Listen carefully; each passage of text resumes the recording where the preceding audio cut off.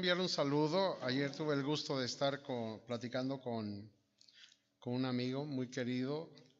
Desde muy pequeños no los veo y primero Dios estaremos viéndonos ahí en Los Cabos. Toñito, José Luis, Raquel, Alfita, Irma, allá nos estaremos viendo, primero Dios, por ahí de octubre. Así que gracias a Dios, también ahí a Rafael Vega en Cancún, que nos ha enviado saludos y le gusta estar escuchando lo que estamos compartiendo. Y bueno, pues próximamente estaremos ya conectados con nuestros amigos ahí en Acapulco, aquí en Veracruz, y estaremos haciendo un trabajo que solo Dios entiende qué es lo que está haciendo, pero Él lo hace. Así que Dios bendiga sus vidas y la vida de todos los que estamos aquí. Bien, les enviamos un saludo. Ok, capítulo 3 del libro de los Gálatas. Ok, ya lo tienes, ¿verdad? Bien, ok. Déjame leerte como dice esta versión aquí. Es Segunda de Corintios, cámbiame la escritura. Segunda de Corintios, capítulo 8, versículo 9.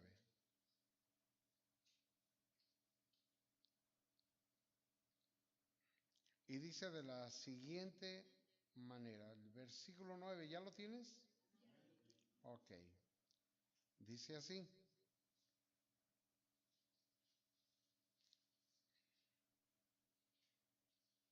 Dice el versículo 9, ya conocen la gracia de nuestro Señor Jesucristo, que aunque era rico, por causa de ustedes se hizo pobre, para que mediante su pobreza ustedes llegaran a ser ricos. Dice, ya conocen la gracia de nuestro Señor Jesucristo. No sé si podamos de alguna manera entender. La semana pasada estuvimos viendo algo importante que era la diferencia entre Cristo y Adán. Y cuando pensamos en Adán, pensamos no solo en él como hombre, pero pensamos en aquel que de alguna manera nos hizo participar de sus genes, y en sus genes la herencia que recibimos fue esa tendencia a hacer el mal, esa tendencia a hacer lo malo. Pero en Cristo Jesús las cosas cambian. Y Cristo Jesús lo que hizo también es engendrarnos por el Espíritu Santo, poner parte de sus genes, y en sus genes Él nos hereda la obediencia. Y en Deuteronomio capítulo 28, ¿lo podemos leer? Podemos leer desde el primer versículo. Se encuentran tres cosas que entiendo Dios nos ha dado a través de esa herencia, esos genes que hay en Jesús y la obra maravillosa que en Jesús hay. Si ya lo tienes, está bien. Ok. Dice de la siguiente manera, y será que si oyeres diligentemente la voz de Jehová tu Dios para guardar, para poner por obra todos sus mandamientos que yo te prescribo hoy, también Jehová tu Dios te pondrá alto sobre todas las gentes de la tierra. Dice, y será que si oyeres diligentemente la voz de Jehová tu Dios. Yo no sé cómo tú veas este versículo, pero este versículo a mí me dice muchas cosas. Lo que me enseña es que hay cosas que Dios dijo que van a suceder en tu vida, buenas y también malas. Y que las cosas buenas o malas que acontezcan en tu vida y en mi vida no dependen de Él. Él tiene muy claro lo que en su voluntad tiene para ti y para mí. Muy claro lo tiene. Pero va a depender de ti y de mí lo que podamos nosotros recibir. Si oímos o no oímos. Si hacemos o no hacemos. Cuando la Escritura dice, por ahí de Gálatas capítulo 3, el versículo se me fue, a ver si me lo buscan por ahí para que lo pongan, pero dice que Cristo Jesús nos redimió de la maldición de la ley. Dice, hecho por nosotros maldición, porque está escrito, maldito todo aquel que es colgado en un madero. O sea, lo que me está diciendo Cristo Jesús nos redimió. ¿Qué significa la palabra redimir? ¿Qué entendemos por redimir? Cuando un esclavo era liberado, alguien tenía que pagar por la libertad de él. O alguien podía también adquirirlo de alguna manera que dejaba de pertenecerle a otros y le pertenecía ahora a la persona que lo adquirió. Por eso la palabra redimir o redención te habla de liberación y te habla de volver a adquirir. Ok, Gálatas 3:13. Él nos redimió, Él te redimió. Entonces, cuando nosotros estamos en una posición equivocada, viviendo en la condición que Adán vivió, es obvio que lo que Dios habló a Adán y a Eva fue juicio.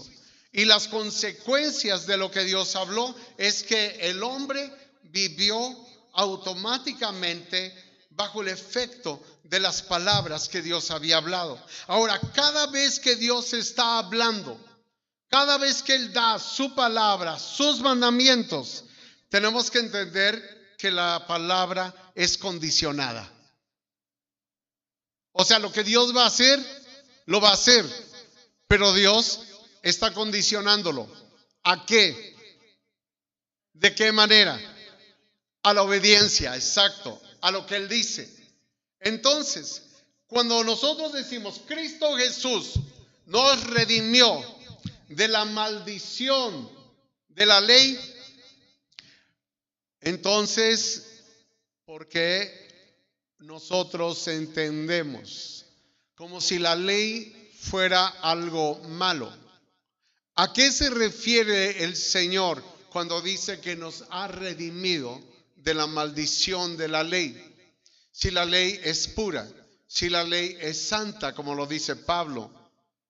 ¿Por qué? Entonces, parece que nosotros tenemos un problema y en nuestra mente no estamos comprendiendo a qué se refiere la Escritura cuando nos dice que Él nos ha redimido de la maldición de la ley.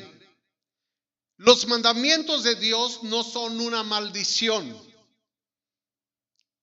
La ley de Dios no es una maldición. Pero la ley de Dios, como toda palabra de Dios, está condicionada. ¿Condicionada a qué? A la obediencia tuya, mía. Cuando yo estoy padeciendo algo en mi vida personal, en mi economía, en mi matrimonio, en mi vida, yo tengo que entender que hay algo que no estoy haciendo bien. Porque en cierta área de mi vida estoy rompiendo un principio, un mandamiento, y entonces estoy caminando bajo las consecuencias de algo que no estoy cumpliendo. Entonces el problema para mí no es la ley, el problema es lo que impone la ley. Y la ley lo que impone, lo que demanda, es que tú obedezcas, que yo obedezca lo que Dios dijo. La ley no es maldita, pero la ley es condicionada. Y lo que Dios condicionó, eso sí hace efecto en tu vida, si obedeces o no desobedeces. Entonces, Cristo Jesús, dice la palabra, nos redimió. O sea, nos compró, nos liberó, nos adquirió, para que aquello que nosotros pertenecíamos, ya no le perteneciéramos, ahora le perteneciéramos a Él, de manera que ahora en Él, a pesar de nosotros, pero por la obra maravillosa de Jesucristo, Cristo Jesús nos ha redimido de lo que la ley nos imponía. ¿Cuántos archirrequetes súper obedientes hay aquí? Híjole, ni puedo levantar la mano. Se me seca, dicen por ahí. No. O sea, todos fallamos, ¿sí o no? Todos fallamos. Entonces, lo que dice la Escritura, Él nos ha redimido de la ley. No es que la ley ya no tenga este auge, valor. No es que tengo que andar evadiendo la ley, no. Lo que me está diciendo es que en mi debilidad como hombre, mis fallas como hombres, el Señor Jesús las ha entendido y como hombre ha pagado el precio por ti y por mí. Como hombre, Él hace posible que cuando tú vienes a Él, cuando sabes que has fallado, Él derrama misericordia y perdón sobre tu vida. Entonces Cristo Jesús te compró. Cristo Jesús te liberó. ¿De qué? ¿De la ley? No, de lo que la ley imponía. ¿Qué? Obras, obediencia. Porque nosotros buscamos qué hacer para poder estar convencidos de que realmente somos gente que ha sido liberada. No tenemos que hacer nada. Él lo hizo todo. Solo tenemos que voltear nuestro rostro hacia el Calvario. Tenemos que ver al crucificado, al que está ahí, y entender que Él lo hizo por mí.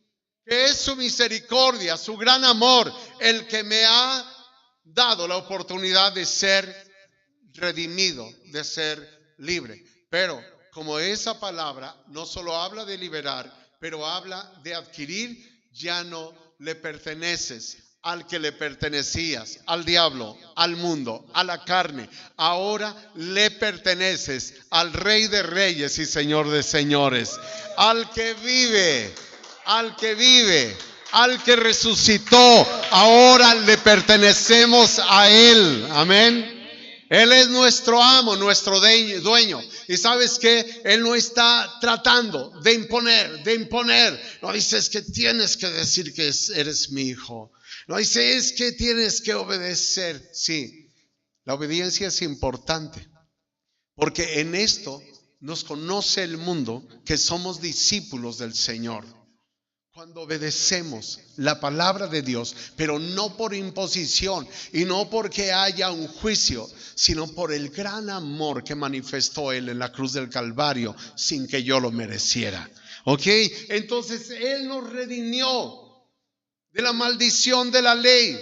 Ese es uno. Dos, Él nos redimió también de la enfermedad. Y esto es algo que tú y yo podemos ver. Bríncate hasta el verso 21 al 48. Porque ahí está. Al versículo 21 al 48. ¿Ya lo tienes?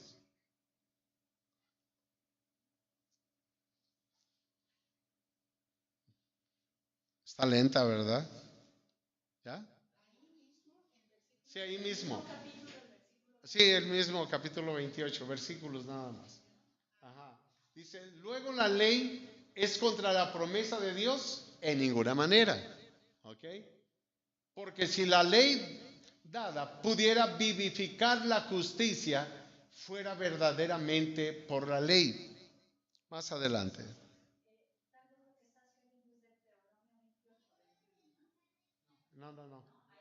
No, síguele. Estos son varios versículos nada más para resaltar eso. ¿Ya? Mas encerró la escritura todo bajo pecado para que la promesa fuese dado a los creyentes por la fe de Jesucristo. Ahí está, ahora ya no por las obras, por la fe. Pero antes que viniese la fe, estábamos guardados bajo la ley, encerrados para aquella fe que había de ser descubierta. De manera que la ley nuestro ayo fue para llevarnos a Cristo, para que fuésemos justificados por la fe. Mas venida la fe, ya no estamos bajo ayo, porque todos sois hijos de Dios por la fe en Jesucristo, o en Cristo Jesús. Porque todos los que habéis sido bautizados en Cristo, de Cristo estáis vestidos. No hay judío ni griego, no hay siervo ni libre, no hay varón ni hembra, porque todos vosotros sois uno en Cristo. Ok. Vete a Deuteronomio 28, por favor.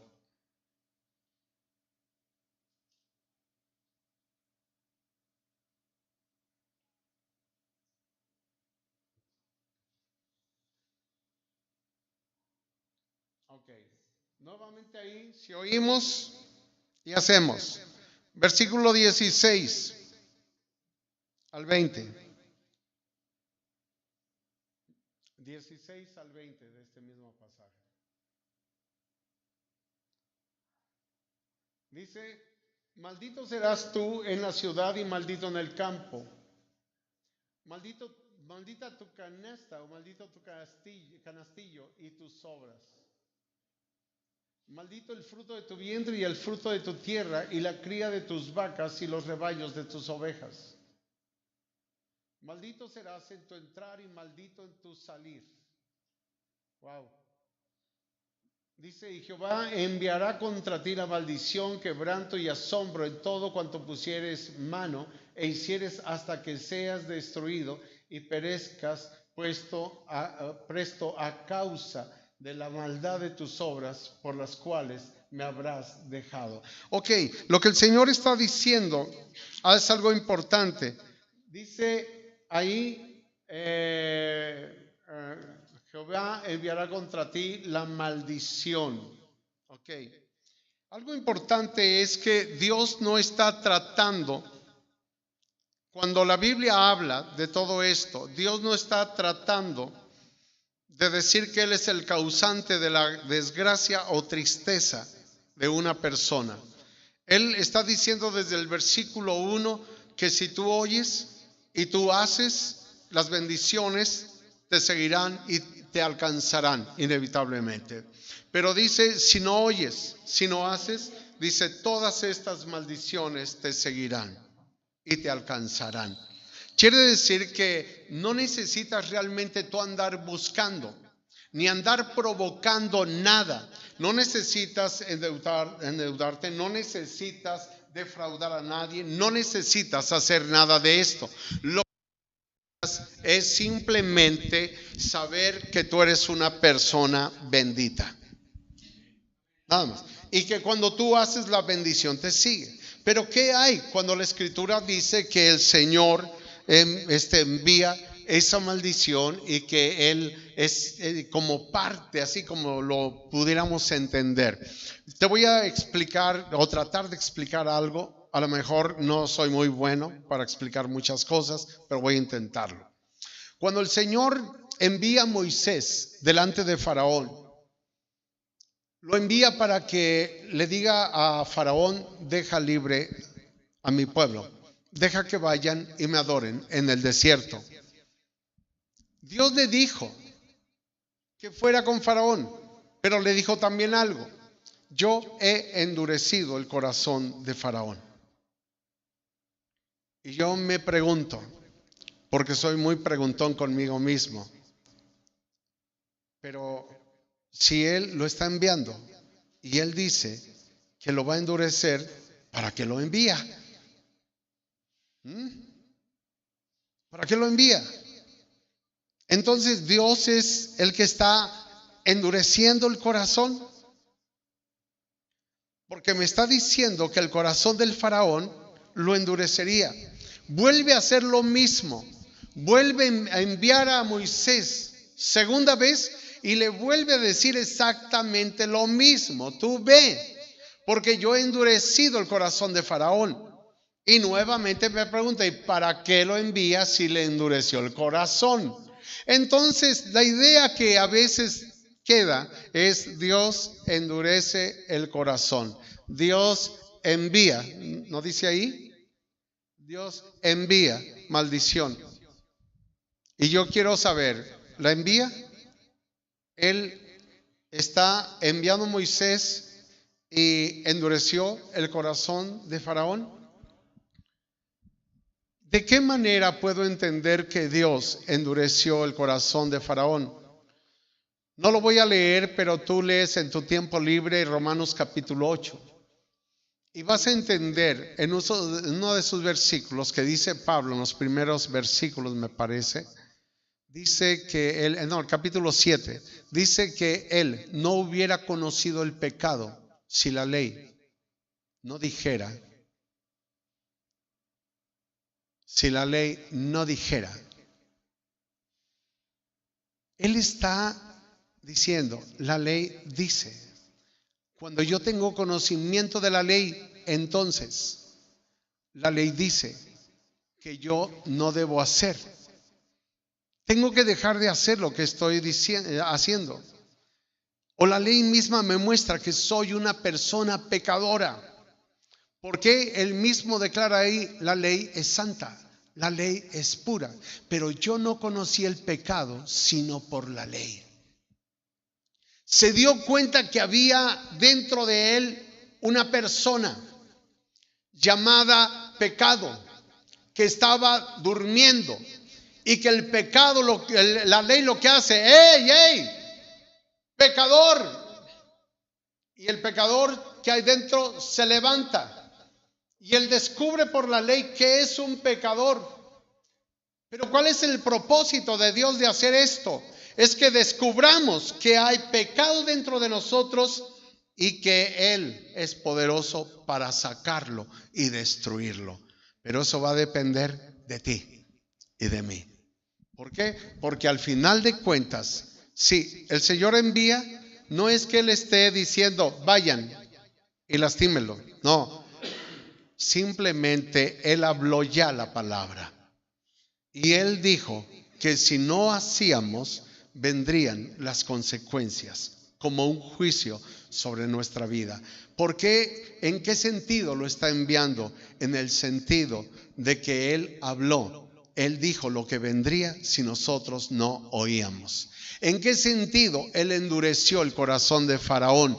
En el sentido de que la palabra que Moisés le estaba hablando de parte de Dios, que se convirtió en una ley hablada para él, sacó la dureza que ya había en el corazón de Faraón. No es Dios el que está endureciendo, es Dios, es una manera de declararlo. Son lo que tal vez le llamamos hebraísmos, frases peculiares del idioma hebreo que nos hacen entender una cosa diferente a la que realmente es.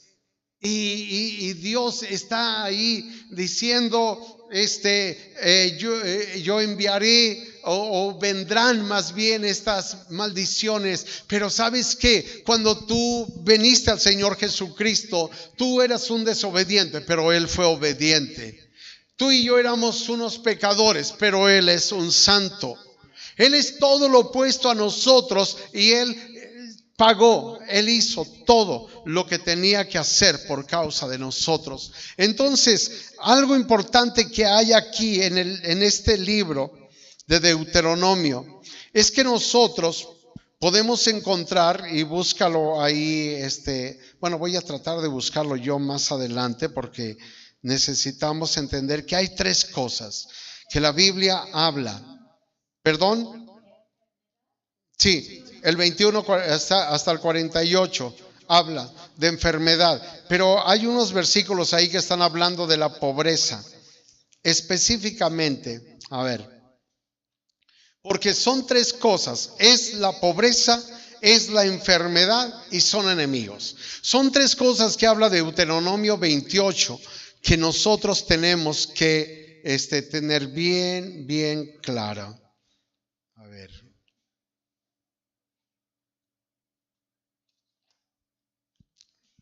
Ya lo tienen, ¿verdad? Déjame ahorita te digo dónde están los versículos. Si uno de ellos es el que dijo Marce, pero hay porciones. Ok, ya me está ayudando ahí Marce. Disculpa que estaba más dormido que despierto. Ajá. Dice verso 38.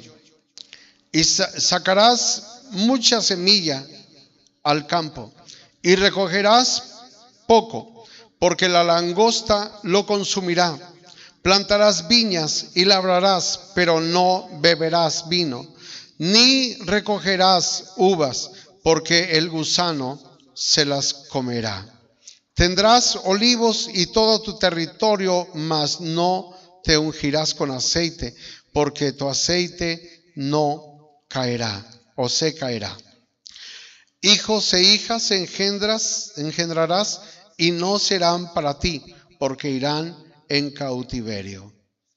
Ok, lo que está diciendo aquí es que cuando alguien no escucha la voz del Señor, simplemente empieza a ir en una decadencia.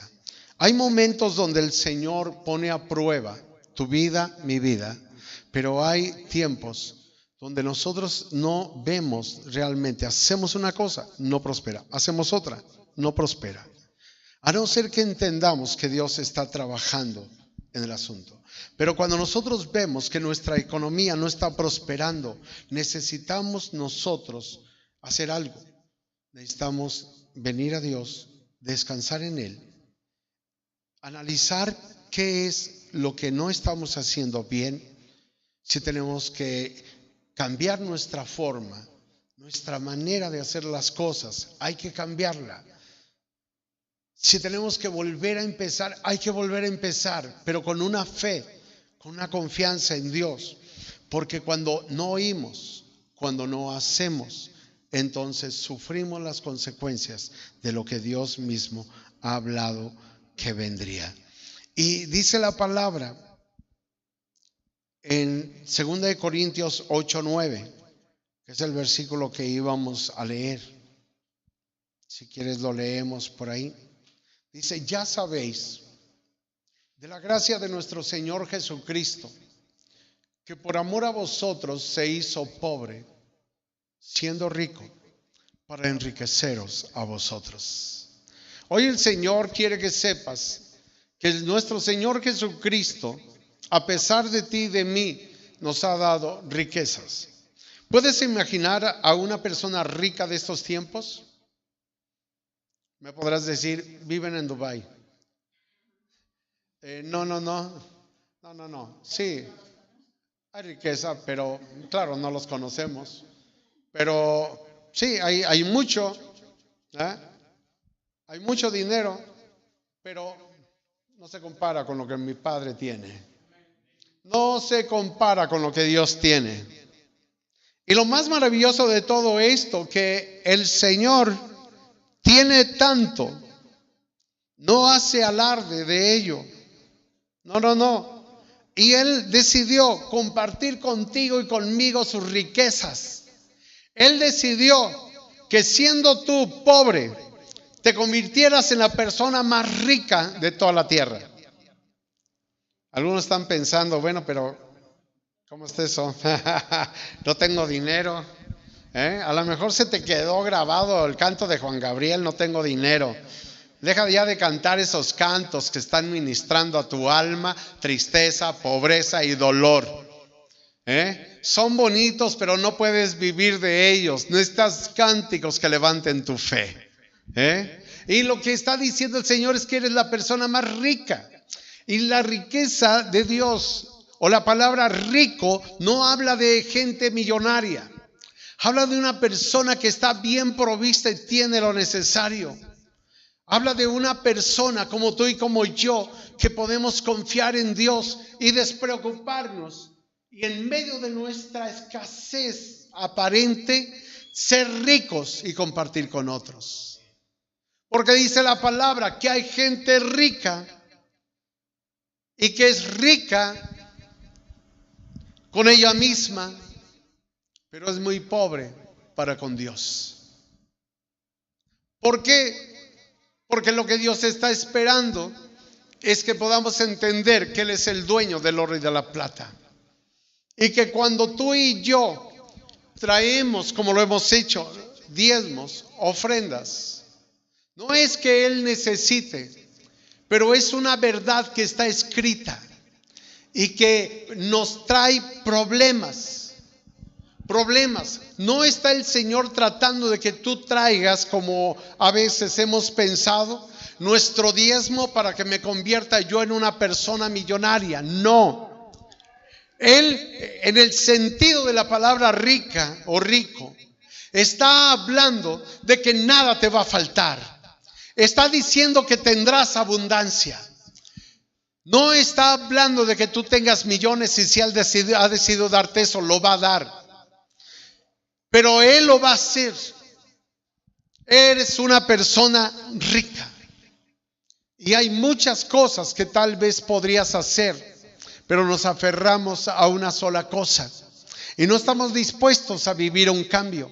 Y vivimos en la escasez porque no oímos a Dios. Dios ha tratado de hablarnos más de una vez. Y no te estoy diciendo esto para que tú hagas cosas, aunque si las haces también es admirable, porque a veces Dios habla a nuestro corazón, y me incluyo, no solo a ti, a mí, y Dios pone en nuestro corazón personas, y Dios pone qué es lo que tenemos que compartir con ellos, y vemos que nunca se acaba. Yo digo, Dios, ¿por qué nunca se acaba lo que traigo en la bolsa? De veras, créeme. No he pasado ni un solo día desde que llegamos acá sin tener dinero en la bolsa. Nunca hemos dejado de comprar galletitas. Nunca hemos dejado de ponernos de acuerdo y comer juntos en el grupo. No, nunca hemos dejado. La verdad, somos ricos. Y la riqueza no está en que traiga yo millones ni cientos. Pero lo que traigo, Dios lo multiplica. Es impresionante cómo Dios lo hace. ¿Por qué? Porque Él nos viste con su riqueza. Así que dile al que está a tu lado, ricachón. Ya te descubrieron. Ya te descubrieron, ricachón. Es mentira que tú seas una persona pobre. No tienes por qué quedarte así como congelado con la ofrenda. Hijo, ya van a reunir la ofrenda, los diezmos. Ay, ay, ay. Que cuesta porque somos pobres. Pero la Biblia dice que eres rico. Y no puedes retener tu mano. No puedes pensar en que no puedes, porque créeme, sí puedes. No puedes pensar ni siquiera en otro sentido. No, es que se van a hacer ricos. No, tampoco. Eso no te corresponde a ti. Eso déjalo el Señor y nosotros, porque ya somos ricos. ¿Cómo que se van a hacer ricos o los vas a enriquecer? A mí no me enriqueces. No, a mí me enriqueció el Señor ya. Y lo que tú haces, lo haces para Él y porque Él lo dice. Y porque como obedecer la palabra del Señor es importante para que te vaya bien, por eso lo hacemos. Porque si tú lo haces o no lo haces, no me hace más rico. Ya soy rico y yo seguiré teniendo dinero en la bolsa. Rayos y centellas, Batman. Así es, somos ricachones, ¿o no? No eres pobre, otra vez lo digo, no somos pobretones. Y no me malentiendan, no es que busquemos ser una iglesia de ricos, es que no lo buscamos porque ya somos ricos. ¿Y cómo van a cambiar las cosas? Pues como Dios lo hace siempre. Va a cambiar los instrumentos musicales, va a darnos micrófonos buenos, va a darnos bocinas nuevas. ¿Qué más? Empezamos a soñar y ver. Ya está ahí Rubencillo también contagiado desde hace mucho con la fe de poder ver anticipadamente, no porque tenga, es porque hay en el corazón fe para hacer lo que tú y yo tal vez no estamos haciendo. Y eso debe ser un reto para ti. ¿Qué estás haciendo? ¿Qué hay que sea extraordinario que estemos haciendo por el Señor? No, debe haber cosas extraordinarias, debe haber algo que parezca una locura. Y no es porque tú tengas que sentirte forzado a nada, pero lo que yo entiendo es que Dios nos habla más de una vez. Más de una vez te dice, comparte esto con esta persona. Más de una vez te dice, sé liberal. Cuando sean las ofrendas, tú da. Hay un hombre que se llama Don Stewart. Y este varón, cuando estaba en un lugar predicando, dejó a su esposa en una ciudad vecina. Y tenía que estar 3 días ahí predicando. Y cuando están recogiendo la primera ofrenda en la iglesia donde él fue invitado, el Espíritu de Dios le dijo: toma lo que tienes en tu bolsa, ahí en tu cartera, y da todo. Tenía prácticamente el pago para un auto que había adquirido. Tenía el pago de la renta que él tenía que dar en los próximos días. Y lo traía aquí porque lo iba juntando ahí poco a poco y lo separaba, como yo a veces hago, separo una cosa, separo otra, y bueno, tengo que pensar en lo que viene. Y ahí estamos. Y él estaba así, y Dios le dice: pon todo. ¿Te ha tocado alguna vez dar todo? Y no digo cuando solo tienes un poco, pero cuando tienes también un mucho. Dar todo. Con tanto trabajo lo juntas. Y sabes que si lo das, va a haber acreedores que te estarán diciendo: paga, paga, paga. Y cuando él estaba ahí, él soltó, tomó fe y soltó todo lo que había en su cartera.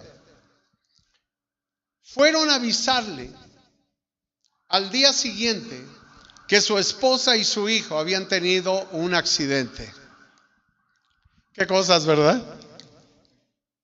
Dices: caray, pero si dio todo. Parece contradictorio cuando quieres hacer la voluntad de Dios. Decides diezmar y parece que todo se complica. Y dices: no sé si sea mala suerte el pastor. Porque en lugar de irme bien me fue mal. O no sé qué pasa, ¿verdad? Y entonces él estaba en eso cuando llega una persona después de ministrar y le dice: pastor, lo vengo buscando. Es que tiene que ir a la ciudad donde vive porque su esposa acaba de tener un accidente con su hija. Y él preparó sus cosas, se disculpó con el pastor que tenía el evento, ya había ministrado esa noche, y sale disparado para el lugar. Y cuando llega al hospital, su esposa está dolorida, se levanta la mirada y le dice: qué bueno que estás aquí. Dice: en la noche, dice ayer en la noche, hace que él llegó en la madrugada, dice: ayer en la noche, cuando mi hija me pidió leche, me di cuenta que no había y le dije: vamos a comprar un poco de leche. Y íbamos ahí en la avenida tal y un autobús venía descontrolado y se impactó con nosotros y no pude evitarlo. Yo pensé, dice, en ese momento, pensé en mi hija, porque la traía ahí en la parte de atrás, dice, y el golpe que recibimos fue tan fuerte que yo rompí el parabrisas y salí disparada algunos metros adelante. Y estaba yo tan adolorida, pero pensando en mi hija, y pedí auxilio y no había nadie. Entonces dice una persona, un varón, se acercó a mí y me dijo: no te preocupes, todo va a estar bien. Puso su mano sobre mi cabeza y todo el dolor desapareció. Me levanté y aquel varón ya no estaba ahí. Dice: y cuando fui corriendo al auto, pensando lo peor, llegó la policía y les dije: mi hija quedó atrapada ahí, no se oía ruido. Y dice: y cuando ellos toman el auto, empiezan a jalarlo, porque quedó como acordeón, le empiezan a jalarlo y empiezan a gritar: porque mi hija estaba dentro de la parte baja del auto como protegida ahí en el hueco del frente.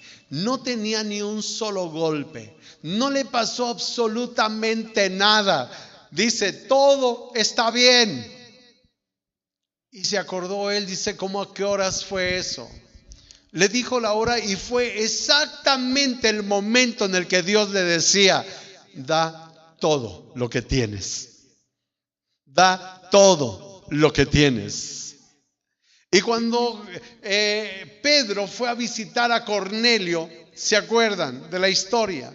Pedro va a visitar a Cornelio porque Cornelio había sido visitado por un ángel y le dijo que lo mandara a traer. Le dijo el lugar donde estaba, le dijo el nombre de Pedro. Pero algo milagroso que nos muestra este pasaje es que cuando Cornelio recibe la visita del ángel, le dice el ángel, Cornelio, tus ofrendas, tus limosnas han venido a la memoria de Dios. Dios se ha acordado de lo que tú has dado. Dios se ha acordado del momento en el que has quemado esas ofrendas. ¿Y sabes qué? Por eso fui enviado yo a ti. Qué maravilloso es que cuando tú estás haciendo esto, no doliéndote o condoliéndote, pensando en la pobreza, pensando en la miseria, no importando si es mucho, si es poco, pero entendiendo que eres la persona rica que Dios ha hecho, que eres la persona que el Señor Jesús ha redimido para que no vivas en la pobreza. Él, siendo rico, se despojó de sus ropas reales y le dijo, Padre, yo voy por Víctor, yo voy por Malenita, yo voy por Guillermo, yo voy por Connie, y voy a enriquecerlos, Dios, porque ellos serán ricos, no son pobres, porque el diablo ya no los podrá hacer pobres, porque el diablo los había empobrecido, pero ahora son los más ricos de toda la tierra. Somos ricos, Agustín, somos ricachones, porque tenemos al Señor en nuestra vida. Somos ricos, ¿o no? Dile al que está a tu lado, eres rico, eres ricachón. Margarita, somos ricos. Con razón hasta nos encontramos dinero.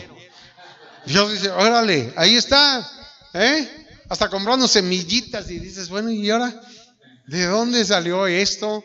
Y vamos a buscar algo y ¡pum! Dios pone personas, pone medios. Es increíble, Margarita, cómo, ¿a quién le oras?